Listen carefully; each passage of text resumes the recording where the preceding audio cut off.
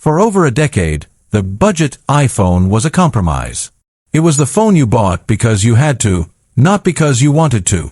We all remember the bulky bezels of the SE and the aging tech of the E series. But as we stand here in February 2026, everything we thought we knew about Apple's entry-level strategy is being incinerated. The rumors have reached a fever pitch, the supply chain leaks are unanimous, and the official event is just days away. This is the iPhone 17e. And if the data is correct, it is about to become the best-selling smartphone in American history. Welcome to my channel Tech Launch. Subscribe my channel and click on the bell icon for the new tech updates. But there's a catch. There is always a catch with Apple. While the headlines scream about pro-level power for half the price, there is a hidden reality in the spec sheet that might make you think twice before hitting that pre-order button. Today, we are going to peel back the layers of the iPhone 17e. We're going to look at the impossible A19 chip, the controversial display decisions, and why Apple is using this specific phone to launch their most secretive piece of hardware in a decade, the C1X custom modem.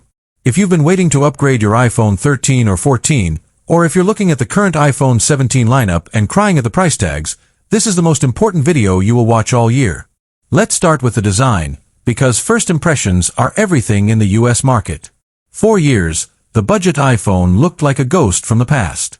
But the iPhone 17e is finally, mercifully, killing the notch. The leaks from the New York assembly lines are clear. The dynamic island is coming to the E series. This isn't just a cosmetic change. By bringing the dynamic island to a $599 phone, Apple is effectively retiring the old design language of the 2010s. When you pull this out of your pocket in a Starbucks in 2026, it won't look like a cheap phone. It will look like a flagship. However, Apple is the king of the upsell. To keep that $599 price point, they've made a decision that has tech forums across the country in an absolute rage.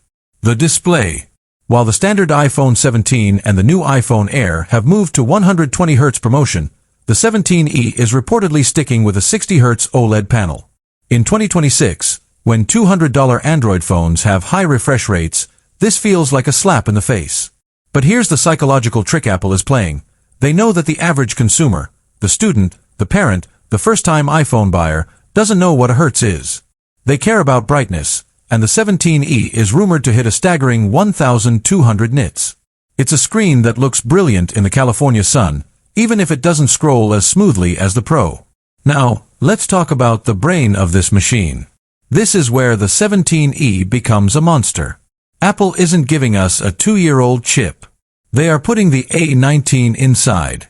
This is the same 3-nanometer architecture found in the flagship iPhone 17. Why? Because of Apple Intelligence. We are now in the second generation of Apple's AI era.